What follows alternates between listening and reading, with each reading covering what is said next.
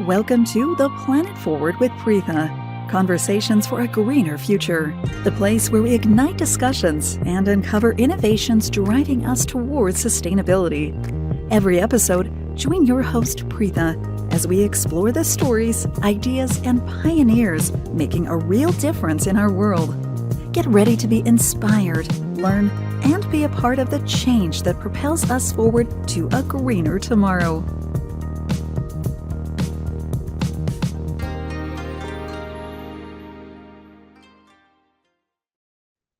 Welcome, listeners, to another episode of Planet Forward with Preetha, Conversations for a Greener Future. Today, we are graced with the presence of a remarkable entrepreneur and visionary leader, Shivani Malik. Shivani has charted a course that exemplifies the essence of innovation, leadership, and community impact. A Harvard Business School alumna, Shivani has woven her extensive academic background from IIM Bangalore and the London Institute of Banking and Finance into the very fabric of her entrepreneurial venture, Mother's Kitchen International. Her journey began in the bustling city of London, where she single-handedly spearheaded the company, nurturing it from a fledgling startup to a triumphant success story. Throughout her entrepreneurial voyage, Shivani has wielded the tools of efficient business management, robust networking, and strategic partnerships, surmounting financial hurdles with grace and finesse.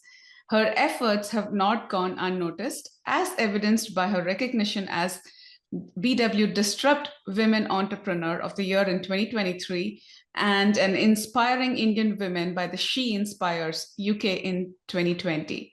Beyond her business acumen, Shivani stands as a beacon of mentorship, guiding businesses and individuals towards a harmony of happiness, financial success, health, and fulfilling relationships.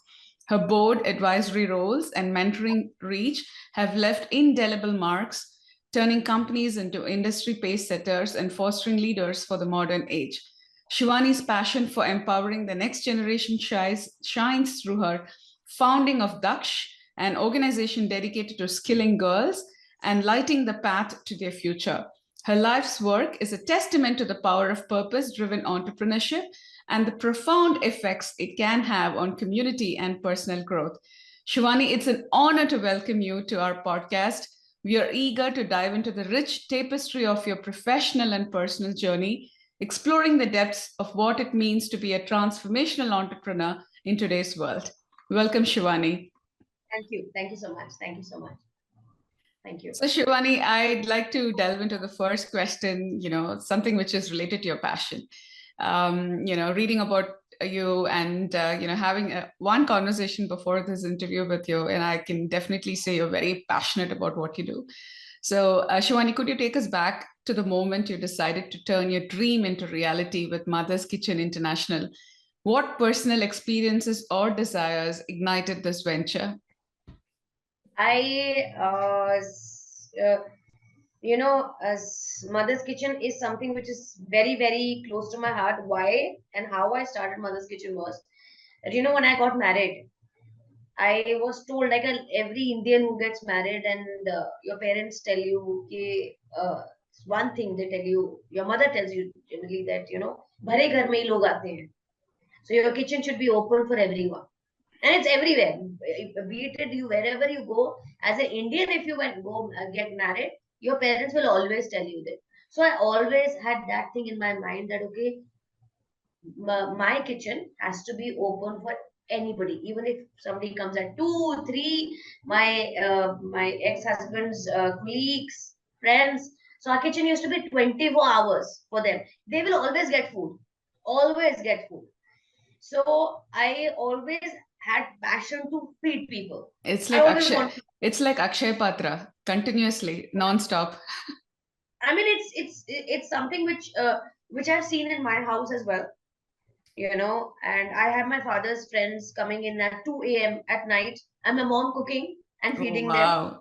So it's like, so I think that picture struck somewhere in my mind, and that's how I was so passionate about feeding. And if you come to my office right now as well, you will always get food. You will always get something or the other to eat. It will not be a normal chai.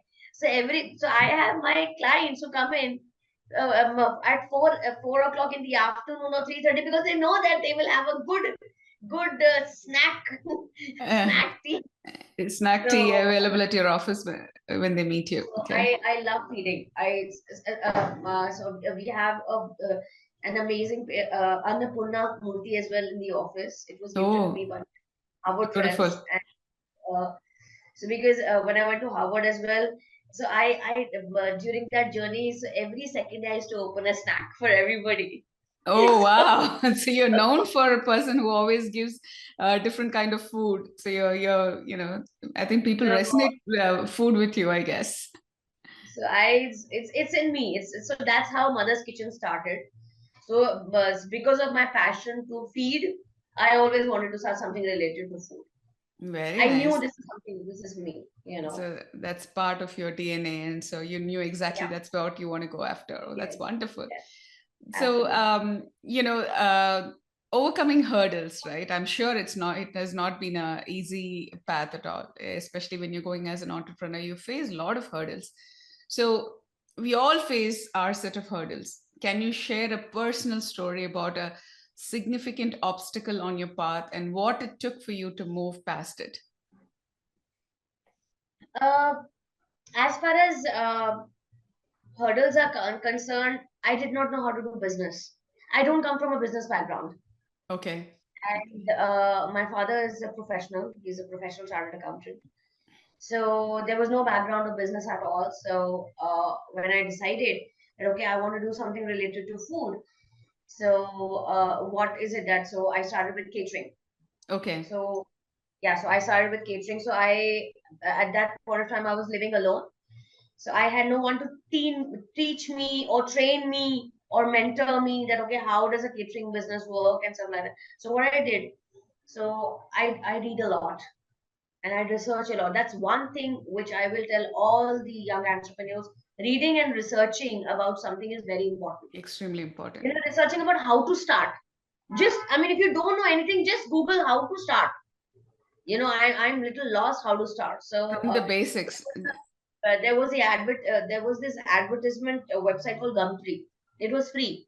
I Okay. just put an ad in Gumtree in London that, okay, this is the catering. I'll provide you with gluten free rotis and food, and you know, this is different service.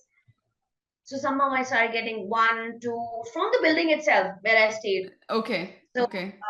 so that's how it started. So it was all on the job learning. Yes, there were a lot of hurdles. I did not know where to get the packing from, how much quantity to give. I did not know how to rate it, because when you're giving your video to your first customer or second customer, you don't think about profits at all. I mean, you just think about, okay, I need to give them as much as they want. You know, So you need to come so up with a pricing strategy, right? business Oh, model, yeah. basically. You know, this is something you learn afterwards. That, okay, after so I will say that few months I uh, I I started my business only with ration which was lying in my house. Whatever was there as part of your Whatever stock in the it was house. there. Yeah. Yeah. So you know, for me there was um, uh, no financing or what is the costing, what is the profit, or how much does it take to deliver डब्बा क्या cost करता है, ये मुझे कुछ भी नहीं आता था. This is something I have learned via YouTube, and I've researched. And after I did that, then I spoke to a friend who was a waiter in restaurant.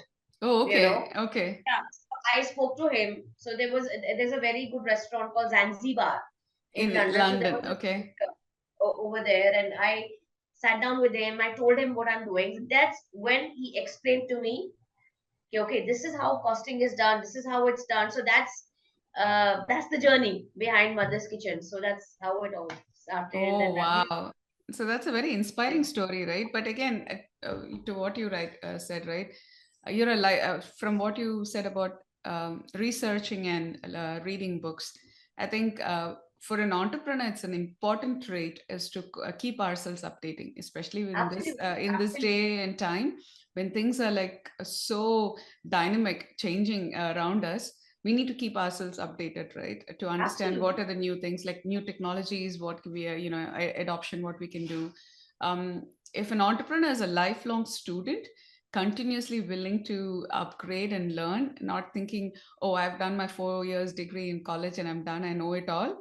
I guess that shift in mindset to always think you're going to not just classroom learning, you're learning from different avenues, like you said, YouTube videos, that's a learning today with AI, with having all that open AI platforms. You're learning you have it on your mobile phone, and you're like quickly asking a question and you're still learning. My personal experience is I have two teenage kids. Having lived in the US for the last 25 years, I had to unlearn a lot of things what I learned and came from my country, because if I had to survive here, I had to learn a lot, and I'm still learning. And my biggest teachers are my two children, because they are my gateway into the world, because I learn everything through them. Because I have no idea what US culture is about, and I'm learning every day. And I'm like, if I don't know, I can, this is the only place I can be vulnerable. I can ask the dumbest question to my kids, and I know I'm not getting judged. So I'll ask them and I'll update myself. I'm like, oh, okay, that's what it is. So there's no ego involved there. And one thing I've learned also in entrepreneur, like you rightfully said, right, you have to be willing to come out and ask. Like you went and asked your friend, specifically, like who, like there was no ego involved. You're going and saying honestly, hey, I don't know, I'm doing something, and can you please help? And asking the help at the right moment is extremely important. That's what I've gathered over the years, is like having that thought, oh, what people are going to think about you, asking for help. It's not going to take you for a long journey at all, unless you're willing to shed all these inhibitions and whatever you have, and then say, guess what, I'm just going to go and ask. And you never know, help can come in different forms to you. So Absolutely, yeah, absolutely. I completely agree with you. And okay, one take I have on this is that, okay, whether you're an entrepreneur, whether you're not an entrepreneur, you have to be a lifelong learner. Even if you're a housewife, absolutely, yes, you have you're to be right. like, it's like, you have two children. I mean, you are working, and if, like, my mother's not working, but she still wants to learn. Okay, TV कैसे चलाना है, Netflix कैसे चलेगा, channel कैसे change होगा, अच्छा phone में photo कैसे खींचना है. So these are things they didn't know. Yeah, and You know, they learned over a period of time. Exactly, right? We absolutely. need to be Yeah. willing to adapt. There is a concept which, when I was working for corporate America, one of the leadership themes was anticipate and adapt. And I take it as my mantra, because world is changing rapidly, we like it or not. And change and death are the only two constants in this world. So it's the mindset, right? Adaptation is extremely important. We can be rebellious and say, no, that's, I'm not going to accept it. Guess what, world is not going to wait for you, it's going to move on, and then you're going to be left out over a period of time. So it's the mindset is extremely important. Adaptation, right? Like there's a new technology, like most of the businesses are incorporating AI into their service offerings and product offerings as well, because they know they'll either be part of the race or they will be behind in the race. So let me be part of the race. And everyone is doing adaptation of AI. Every industry you can think about, small, big, everyone is thinking, how can you make sure your customer service is extremely important? So you're right, it's the mindset, and you're not shying away from starting small. I think Rome was not built, in a year, just like how there's a proverb goes. It takes a lot of time. Small drops make a bigger ocean. So you got to be willing. But even putting an ad and starting off and just getting 3 or 4 orders to the beginning, I don't think you didn't, say, oh, it's only 3 orders coming in, but you didn't give up, right? That's the most important thing. And it, of course, Yeah. yeah, and And you it have to have that fire in your belly. always, exactly, You it's have like, to have that fire in your belly. Yeah, okay, what is it that, when I stayed back, when I decided that, okay, I want to stay back alone. I've never lived alone. That was one of the biggest challenge I have. Huge joint family, raised in a joint family. So when you're in a joint family, you're in that vicious circle of that parents yes, and yeah, brothers and sisters and your dada and dadi and chachu and chachi. So from that vicious circle, you parents pick you up and drop you to your husband's vicious circle, where you're taken care of. Okay, your needs are taken care of. so parents did, so I had an arranged marriage, so parents did make sure that my needs and my wants are taken care of. So but when I decided that okay, I want to separate, so that vicious circle is puff, it's gone. And you have to be mentally Okay, strong. And yeah, you're like, oh my god, I do not, maybe I do not know that how to live in this world, maybe I'm not meant for it, maybe I'm a fool, I do not know. So you start judging yourself that okay, yes.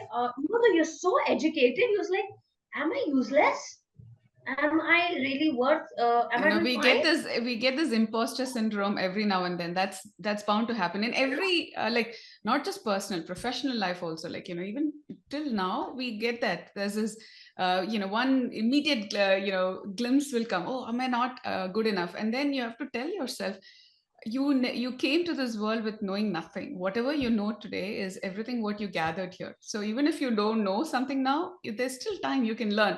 This is my mantra. Every time I feel oh, I'm not enough, maybe I'm like, one year before you didn't know anything. See, look how far you've come. You've learned a completely new thing. What is stopping you from learning something new? And that's my constant yardstick, right? You did not know anything when you came, and you're still learning. So don't say that you're not good enough. Nobody in this world came knowing it all. There was no one on this earth. Absolutely, Yeah. absolutely, So I yeah. think I'll go to the next question, continuing with the hurdles. This is related to your secrets to success. So now we understood your passion and how you overcame your hurdles, and then you've been successful.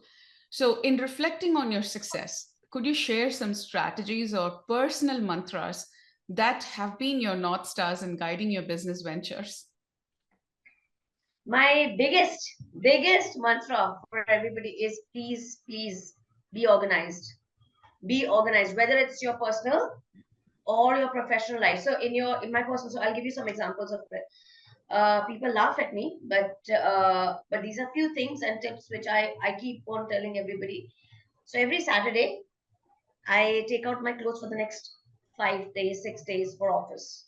Every Saturday, Okay. so that I don't need to worry. So it takes only 10 minutes, but it takes away that half an hour hassle in your brain every day, in the mind that okay, oh my god, I need to take out my clothes. So every Saturday I do it. Secondly, it gives me an opportunity to keep on changing my clothes. Otherwise, you only wear what comes in front of you. True, 100%. You So know, now you know and this was part of my last week's thing, so I don't need to repeat, and so you'll pick up a new set of clothes. Yes. absolutely, absolutely. And if you see, my files are very organized. So if I die today, my employee knows, my assistant knows that she needs to give one file to my father, and the father will know everything: my investments, my who to call, my bank accounts, their passwords, everything. So as every woman, I should I and every man. So I in India there is a problem in India uh, that if a man dies, a woman is lost. She's Completely, lost. you're right, because She does not know sheer. मेरे पति ने कहाँ investment किया है, कहाँ LIC है. She does not know anything. You're right. Okay, You're right. so there are a lot of men who come to me, and I train them how to make this one file in which you put everything, all your investments, all your passwords, even contact numbers of people, and give a copy to your wife and give a copy to your lawyer, so that something happens to you, at least she's not lost. You know, so I am a very organized person. Even in office, our data is very organized, and thanks to my staff, they really help me a lot. So, but of course, the whole planning is done by me. That saves a lot of time. Extremely saves a lot of time, and it gives you a lot of clarity of thought as well. Exactly, A lot of clarity of thought. because you're planning always, right? How things are need to be done, so you know exactly what that path forward is, and it's much more organized. That's wonderful. That's wonderful tip. So I Uh, mean, I mean, these things you need to do a lot. I mean, these are my quick tips for everybody. So you need to be organized. You need to have a clarity of thoughts, which is very important. Most of the people, you know, uh, people do not know where to go. They've you're started right. businesses, Yeah. but they do not know where to go. They do not know what their path is. So India is a startup ecosystem. Yeah. It's really a startup ecosystem. Yes. But Right now. Yes. so idea can come from anywhere, but people do not know how to execute it. So execution is a very big problem. So organizing, having clarity, having the courage to execute your idea is very important. So any business will only be successful if you execute properly. You're absolutely right. Because earlier on, this, I would say, before the startup ecosystem was so prevalent in India, getting an idea, a right idea, was a biggest problem. Yeah, idea was a big, like, so getting those $1 million idea or $1 billion idea was like, the what is going to be the next unicorn was like a big question mark. So ideas, if out of the hundreds only one can even succeed. But then even after identifying this idea, we know that this is going to, if you scale it the right method, it can be a unicorn. We all know that. But then the how becomes the biggest question, right? Absolutely. So now we've defined the what. Everybody knows what they want, but then the how is become a big question. And how takes a totally different approach and mindset. Like you rightfully said, organization is extremely important. Unless there are processes and organized approach, the how will never get implemented. And how many um, startups today, they, it's really good when the idea is presented, they got their VCs coming in, they got their capital raising, everything is done, but then putting that into practice and making to implement it, and how many of them succeeded and how many did not succeed, we all have the data in front of us. And Absolutely. if you actually peel the onion and look into the reason why that particular startup did not make it as we had all envisioned, we all know fundamentally the folks who were supposed to run the organization did not have the right mentors or did not have the right tools to bring it to fruition. And one of the things, like, I've over the years working for corporate America, one thing I've realized is there's a fundamental difference between leadership and management. And vast majority of the people intertwine that. Leaders lead people, managers manage tasks, and you always have to give the right thing to the right person, because that's a totally different wired mindset of a manager and a leader. If you try to give managing the task to a leader, he or she would never know it, because they always look at a high level view. And believe me, both these individuals are required for an organization. Only then it will Absolutely. be succeed. But if, and it is so extremely important at a very initial stage, the leader understands his or her capabilities and their what they bring to the table, and they delegate what is not something they are good at to a person who's really good at. I think it will actually function very well. And many a times I've seen in organizations, both startup based as well as much more matured organization, is when a leader is trying to become a manager and a manager trying to become a leader, it's chaos, because they're totally not comfortable in their roles. So one of the things I've realized is, like, you rightfully said, organization, that is a manager's, like, that if you look at project managers or program managers stuff, that's all they do. They have processes, they have all that in play, and they'll actually run the organization really well, and they know exactly what to do. But a leader is somebody who is totally different. He's a visionary. He's all about the what. The how needs to be given to the right person. And so I guess, it's so wonderful to see the way India is, coming along, and it's been told it's going to be the fourth largest economy by 2030. And that's amazing to know. But there are so many other things also people need to gear up about the how, because fundamentally Indian mindset is all about jugaad. Processes is not something that we are so used to. It's all the jugaad mindset.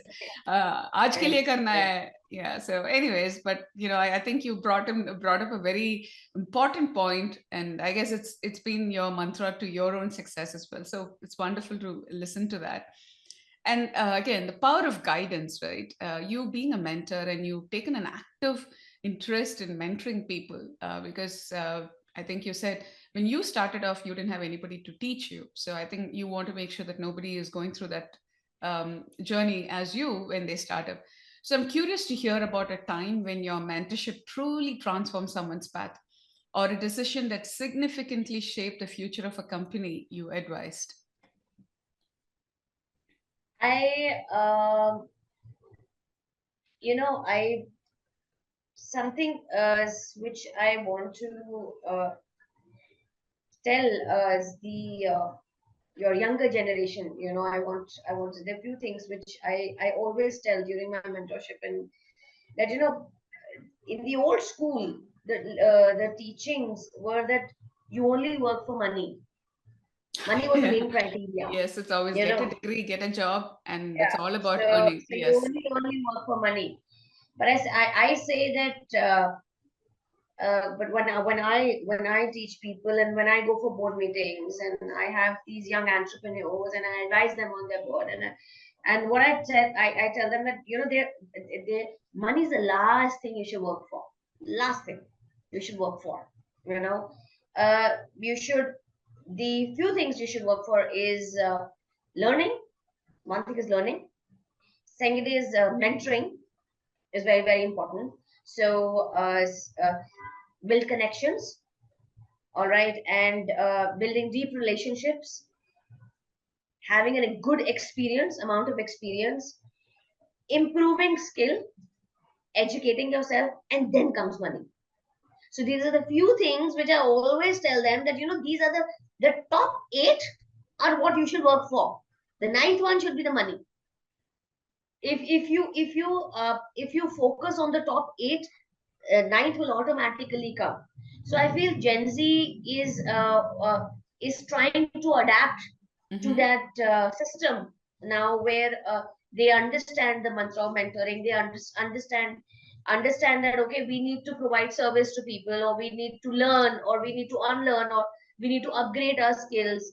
These are things which they are trying to understand, and money will automatically follow. And second thing, which I whenever I go to a board, firstly, I don't join any boards unless and until I'm very sure about it. I speak to the chairperson, I speak to the founders of businesses, and I try and find out that uh, are they doing this business, uh, uh, what is the reason behind that they're doing this business.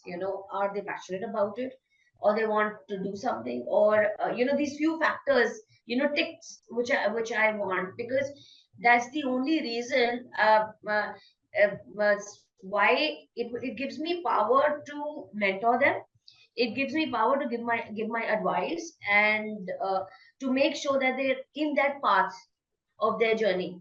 you know and I always tell people that clerking is something which they should. So by the word clerking means that, they say that you should always do what you are passionate about.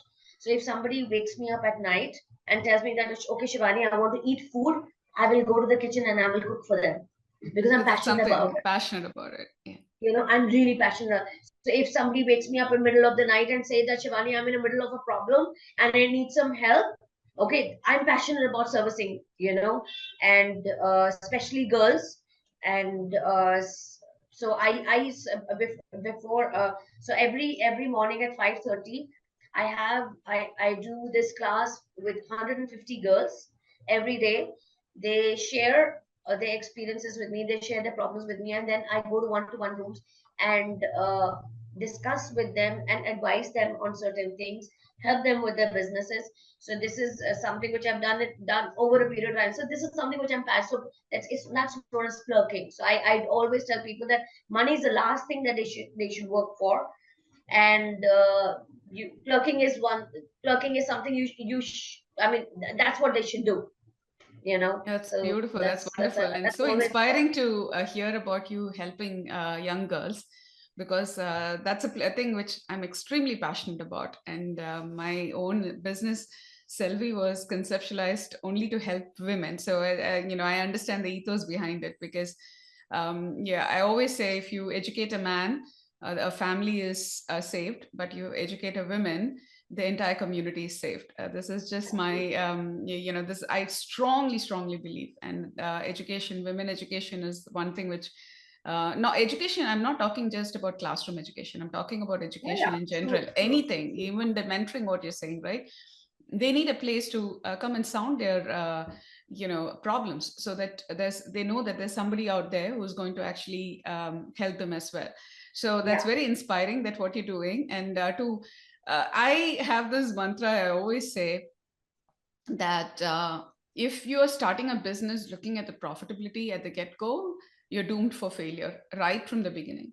But you look at from what you're offering, is it a service or is it a product? How is it going to impact whoever is going to consume it? Can be a product, can be a service. How is it going to impact them positively, and focus on that? The service is extremely important. Money is a byproduct, it will come when you're doing it the right way. And or like you said, all the 9 things falls in its place, 10th one, it's bound to happen. It's a, it's a theory of science. Nothing can go wrong there, but you got to be willing to put in your hard work and all the other 9 factors you mentioned. You're absolutely right. So so let's go to the next one. So fostering futures, this is one topic I'm really interested to ask you. With Daksh's mission in mind, could you tell us about a particular initiative that's close to your heart and the impact it's having on the lives of young girls? Daksh. Oh my God, Daksh. Yeah. I love Daksh. So that started. So in 2014, what happened was that that unfortunately I had to give my daughter to my ex-husband because I had no money. That was the best decision I could have taken. So which was in the best interest of the The child. child, yes. Yeah. So, but in during that year, while I was doing Mother's Kitchen itself, so I started speaking to a few IS officers, and I started helping them with with the started speaking to them about girl child, about girls education, girls attaining skills. And how this came to my mind was that when I came out of that cocoon of my ex-husband as well, first, I came out and I came to the real world. Even though I was so educated, I was like, okay, how should I start? Where should I start? Do I have skills to start? So at that point of time, I understood that it is so important to be financially independent. It is so important to be, even if I earn 5,000 rupees or 10,000 rupees, that money which I earn, which comes to my pocket, is so important. That's how uh, skills are something which came to my mind, that if you have skills, you can be anywhere in the world and you can earn your money. You can be financially independent anywhere in the world, you know. So, so I spoke to a few officers as I convinced them that okay, let's start some community for girls, where we only provide them with skills so that they become financially independent. All right, and so we got a dustbin from MCD. So Okay. yeah, so in every colony in India there is a MCD. Okay, so and it has an area where people dump their dustbins, dump their kuda. So we got a dustbin. Okay, so kudadan is basically known as a kudadan here. So MCD said that okay, you want to make a girl skill center? This is the skill center. This is my contribution. So we literally had to clean that kudadan, and we converted them into a school. Wow. And so we got two in Delhi, one in Varanasi, one in Bihar, and we made them girls skill centers. We have 250 girls coming in. Only one center is 250 girls coming over there, and girls come from extremely less community. They only come to learn skills, and now we've gone to a next level after so many years, that we are tying up with certification bodies where we will provide them certificates, and we will get them corporate jobs as well. So they've been placed, so they get financially independent. If you visit Daksh, All right. So my idea of opening that center was not to just make a random center. Okay. So you will actually see when you will enter that center, it will be the interior of that center will be same as if it's my own office. So why I did that was that when these girls go to corporates, they should know that when we will go to the bathroom, this is how the hand is dried. This is a hand dryer. This is a hand wash. This Like is the a towel. etiquettes of corporate world, you Absolutely. have to So teach how them. the coffee machine is used, how the water machine is used, you know, how to wash your utensils after in the pantry, where to keep them. You understand?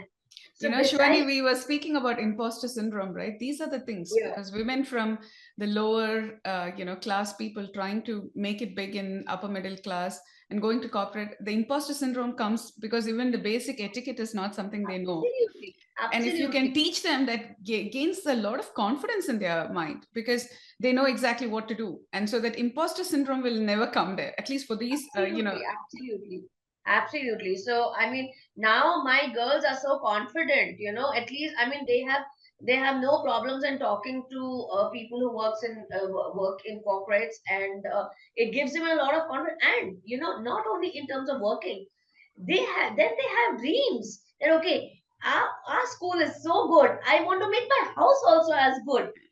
so then they You want to know, make so the same so they go and actually recreate the same atmosphere at home as well. Oh wow, absolutely. very Absolutely. nice. So, you know, so this was the whole idea behind it. And so we have a lot of IS officers who are in this NGO, and we have a lot of you know, important people who help me with this. So I was very, so it was like my girl going and I adopting 250 girls. It was Oh like my that. God, you're so sweet. That's a beautiful story, right? Like, You know, so it's totally like that. It was so now my so when I talk to my daughter about it, and I say that okay, um I uh, I want to take you to, she's never been to my schools, so she's never been to, so I said that okay, next time, this time you come, I'll take you to the school so that you can meet the girls and you can speak to them. She was like okay, so you know, so it's so that kids also understand that this is important. It's very important for you to make your younger generation understand that okay, yes, while we can take you to malls, while we can take you for coffee, while that's a very important part of their life, of yeah, their teenage life. My daughter's 12 now, but at the same time, it's doing providing service or giving service or talking to this class as well is equally important. You can learn a lot absolutely. from them, and they can learn a lot from you. See, these are the You know, values that we have to imbibe in our children right from when they're young, absolutely, and to giving back to the absolutely. community in whatever way they can, because that's the only way the society is going to flourish. Back in the day when we were in school, we were all taught to just go to school, study, come back, compete for being the number one. And it's nothing is wrong with it, because our parents did their best with whatever information was available to them at the time. So no complaints. Absolutely. But times have changed, and we've got to, and we as the next generation, when we are raising our children, we've got to understand and tell them it's not just about you taking from the society in different ways. What are you giving back? That needs to be inculcated right from the, from the younger time, when they're actually in elementary school and middle school, so they understand that if I'm taking this beautiful support system from the society, education and all that, what am I giving back? Absolutely. Volunteering opportunities, so many things. That's something which is extremely, because children need to understand that it's not always about getting from others. You also have to give. So I You really have love that, and to be a I'm giver. got to Totally, be you a, have to be a giver. You have to yes, be a, and you yes, do not know how much abundance you will get in. So, exactly. you know, I mean, you just have to get out there and give. You know, You're you have absolutely right. to give up. You know, people say, yeah, you have to be a go-getter. I said, no, be a go-giver. Go give her it. You're right, you're right. God has blessed each and every one of us with a unique skill set which we can give, if we actually understand, okay, this is something which the world needs. But like you said, right, um in a if you go and say this to a layman that you're actually teaching girls to how to have the basic etiquette and bathroom manners and table manners, people will look at it, what are you talking about? But people do not understand how important it is for them to go and conduct themselves in a office environment, and also to in other public places where they are expected to go and interact with human beings. They need to know the etiquette, and that is so important that no classroom session is going to teach you that. That comes from something Absolutely. which you have to teach them, and that's so important. And I don't think they can even go and ask another person, can you tell me how I need to clean my hands in the restroom? It's not something that anybody would be willing to say. But if you're teaching them, they'll be extremely grateful because somebody has taken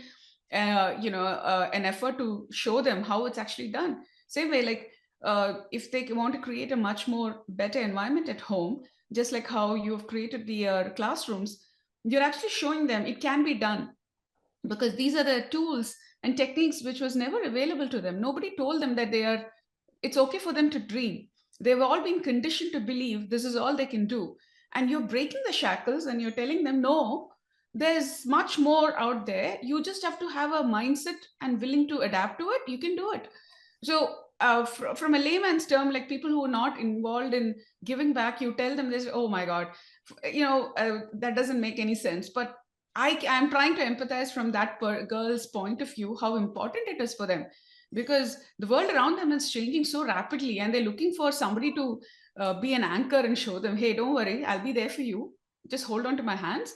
And I think through Daksh, that's precisely what you're doing. It's extremely commendable, because I understand, when I came to this country 25 years ago, when I started off working in corporate America, I had the worst imposter syndrome because I didn't understand the language, because my English had nothing to do with the American English. And then the way they conducted the business and their body language and all that, oh my God, I felt like a misfit here.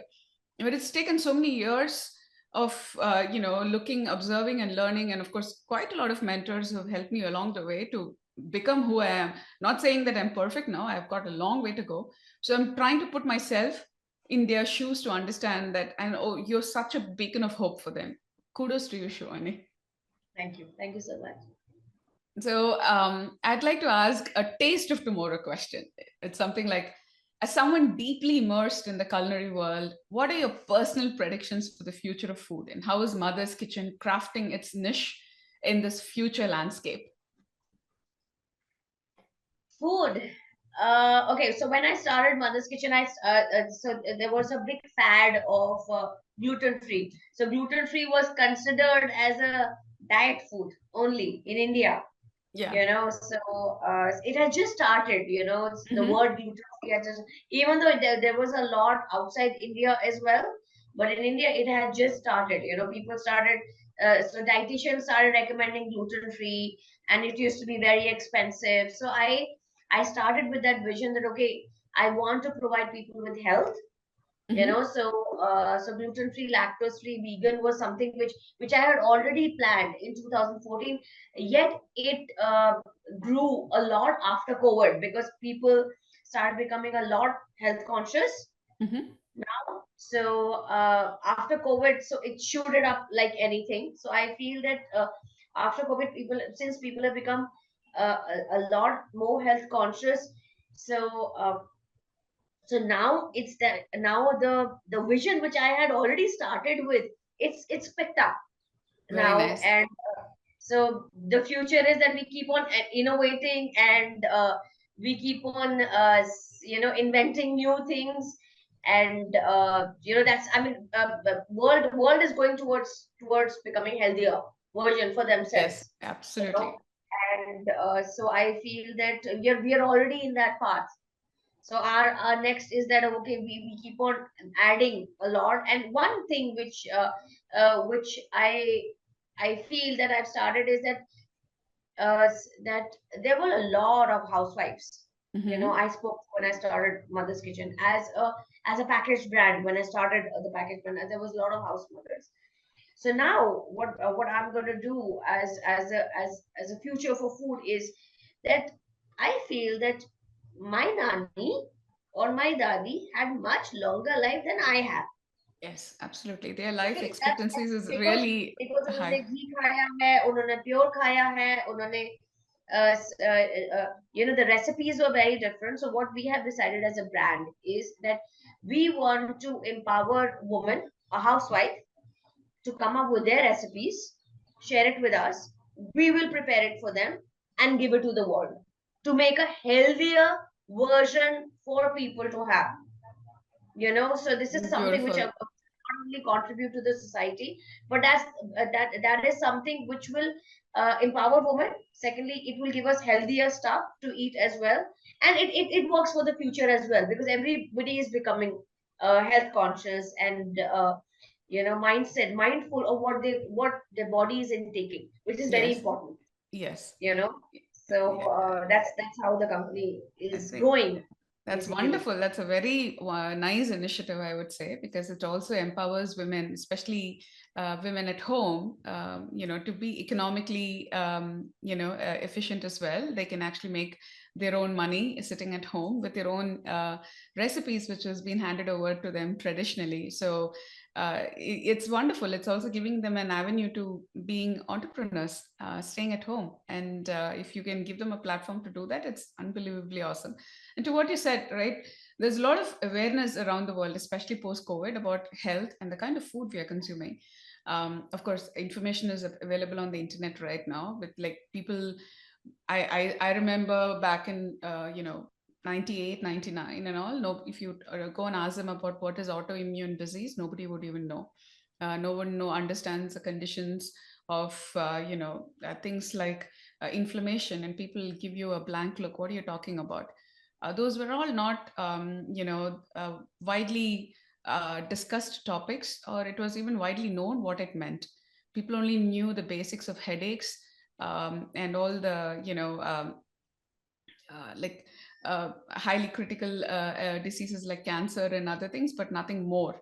Gut health, probiotics, and those kind of things were not even known. Like, what do you do for your respiratory, health and all that. Today, there's so much of awareness. People are looking at making turmeric shots at home and drinking every morning so that the inflammation is lowered. So it's amazing to see that people are thinking about everything they're consuming. They're looking at from the nutrient value, what it's going to do to your body. And food industry is going to explode, like you rightfully said. There's so much awareness around the world, and people are open to the idea of trying new things, which in the past was not there. Not there. Yeah, Now there, absolutely. today, everybody is willing to try different cuisines, different kind of food, as long as it's healthier. So especially Gen Zs, they're so particular about what they eat. Having two Gen Zs at home, I know exactly what it is like. uh, you cannot go and tell them to eat something which is unhealthy. They're like, no, what it's going to cause, to them, from a health perspective, is They extremely become important. conscious, they become mindful of Very conscious. And yeah, so as a parent, for me, it is so important. I need to educate myself because I have to feed two children who are at home, who want to make sure that they're eating healthy food. So it's so much of shift which is happening in this world. I simply love it because finally there is this, the Malcolm Gladwell's book, there's this tipping point. It's like that, right? It's finally the yeah, tipping point yeah. has come in. We're all having that shift. So it's wonderful. I think amazing things you're doing, especially with women. I'm all about women empowerment and sustainability. So everything you're saying is resonating with me a lot in that aspect. So the last question I have for you is, living wholeheartedly. Your holistic philosophy seems to be beautifully interweave various aspects of life. How has this approach personally touched your life and career, and how do you balance these dimensions day to day? I you know I have I just one thing which I would like to tell you over here is that money is I feel that money is something you should earn that much money that you don't worry about it at all. You should earn that much money. I tell that to everybody. Earn that much money that you're not able to tell about. You don't need to worry about it at all. But along with money, I want my friends. I want I want my family. I want good relationships. I want to be I want to have as financial freedom. I want to be a good parent. I want to have good health. So there is a very big plus. The most important word over here is plus. Money is important, as long as I don't need to worry about it. But plus money, I need to have my health. I need to have my family. I need to have my friends. I need to be a good parent. So there are all these aspects which are attached to it. You know, uh, if alone, if I have money and I don't have these aspects, that money is not worth it. So that big plus has to be there, and people don't understand the value of that plus. They are in the rat race of money, earning money, rat race. But when they earn money, then they are not able to eat properly. They have diseases, they have health problems, they are always with doctors, and they have diet restrictions. But they don't have friends who are around them. They are lonely. Mm-hmm. Okay, their children don't have time for them. So you need to balance that out as a holistic you, and you need to be mentally in at the right place as well. It's as easy as it sounds. It's a difficult thing to have, but it's very, very important. I have seen people who are much, much higher in terms of position. They are CEOs of huge companies, and they are uh, they are in mental depression. They earn so much, they're out of pressure. They do not know how to handle pressure. So you need to understand that while you're earning that money, which gives you that financial freedom, there are these aspects in your life where you need to touch upon, and you need to analyze. Go one step back and analyze that. Okay, is my health at the place where it should be? Or are my friends happy, or am I happy with my friends, or are we in the right mindset? What is the relationship I'm sharing with my children? Is it good, bad, or what is it? So how am I doing mentally? Am I doing right, or is there something wrong? Am I disturbed, or am I fearful, fearless? Where am I standing? This check is very important, very, very important. And I tell that to every teenager, that and not only teenagers, and I have a discussion with my father as well about this, that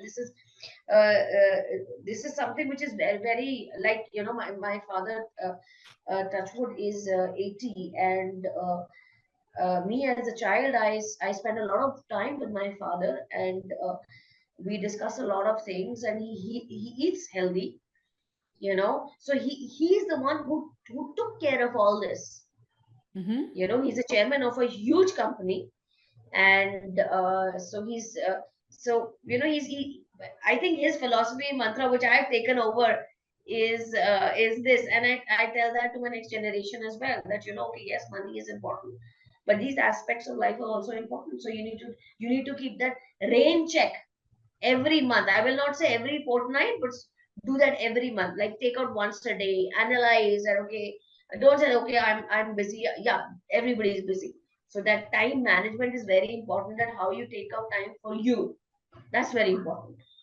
You Thank you know. so much for bringing that, because um, this day, the youth especially needs to be taught that, these are the things which are never taught in schools and colleges, because they're all focused on becoming the number one, like you said, and then get a job as soon as you graduate. And then you have to, it's like a cookie cutter recipe laid out by the society. By 24, you have to you got to get a job. By 30, you get married. There's so much of expectations that people are forgetting what it matters. But like you rightfully said, money is very important in this day and age. We thought that you cannot lead a contented life. Having said that, there are other aspects to it, like that cannot be a fulcrum at all. It can be one of the component, but there are many other aspects which needs to be in tandem with all these things. With money only, then you have a complete life, and people need to realize that. People very seldom speak about mental health. That's like a taboo in our society, but it is coming out, but it's still a long way to go. When you focus on money and not focusing on your relationships, both personal and professional relationships. It's so important. Like, you need to make professional relationships in order for you to be successful in society. Personal relationship is extremely important. And then thinking about your health, not just your physical health, your mental health. People don't think about morning routines, taking the 20 minutes and meditating. People think it's such a waste, but it really helps you ground yourself.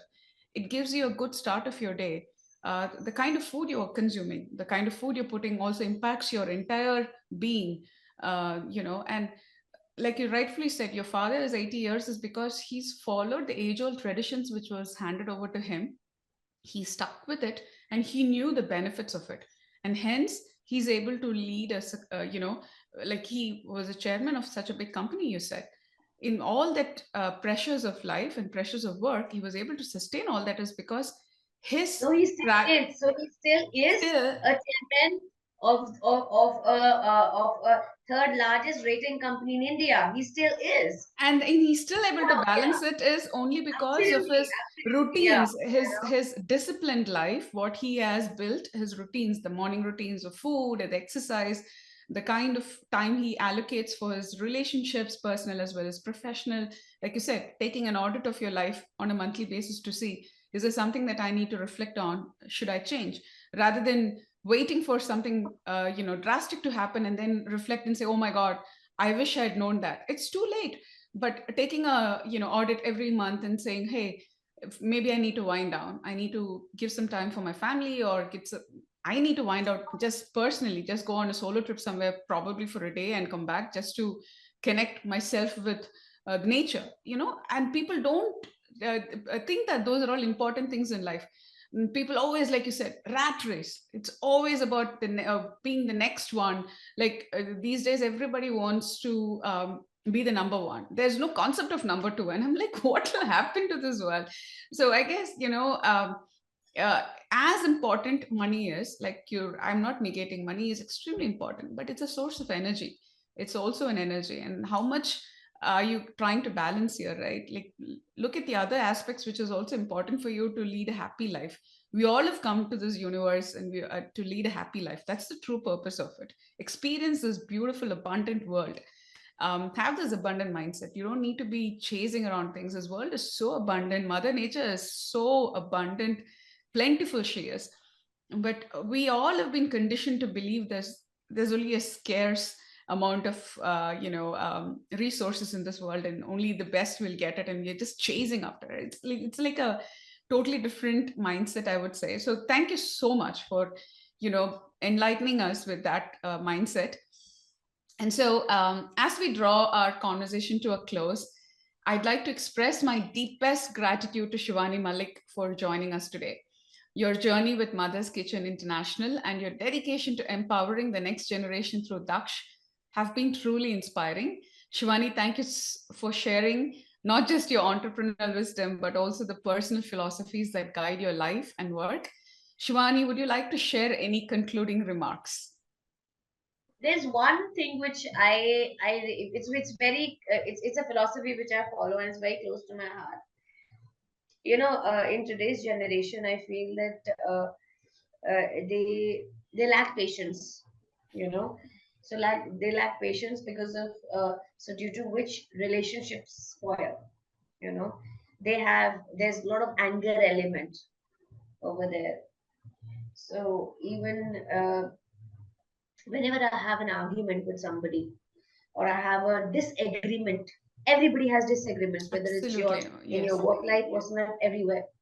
You need to keep one thing in your mind, that your relationship with the person is bigger than the disagreement. If you have this mantra in your life, your relationship will never fall apart. It took me years to understand it, but believe me that my friendships, a lot of my friendships have come back. It's not that I don't disagree with my friends, but next day I call them up and I say that, okay, we are back to normal. It's done, And because my having that relationship, space for disagreement is yeah, important, right? Like, having that maturity to understand we humans, we will have disagreements. But to what you said, that can only be for that moment in time. You cannot hang on to it. Your relationship is much important than anything else. That's my mantra with my children. For me, I want to have a healthy relationship with my children till the day I pass on. So for me, every time if I'm having a disagreement, I ask myself, Preeta, is it even worth it? What are you gaining out of it? Your relationship with your child is more important than this petty argument you're having at that point in time, whatever it may be. So you rightfully said, oh, that's beautiful. So so that's yeah. my ending note for you. Thank you so much. And it was a pleasure to speak to you and enlighten everybody. And I'm sure that a lot of people will gain a lot through this podcast, because this is something which I've spoken personally from my heart, and it means a lot. Thank you so much. Thank you so much. Thank you so much, Shivani, and to all our listeners. Thank you for being with us on this episode of Planet Forward with Preeta. It's guests like Shivani who remind us of the power we each hold to make a meaningful impact in the world through passion, perseverance, and purpose. I hope today's episode leaves you inspired to embrace the entrepreneurial spirit within you and to contribute towards a more equitable and sustainable future. Please remember to follow us on your favorite podcast platform and join us for more stories that inspire and challenge us to think critically about the change we wish to see in the world. Until next time, stay motivated, keep pushing boundaries, and continue to move our planet forward. Goodbye and take care.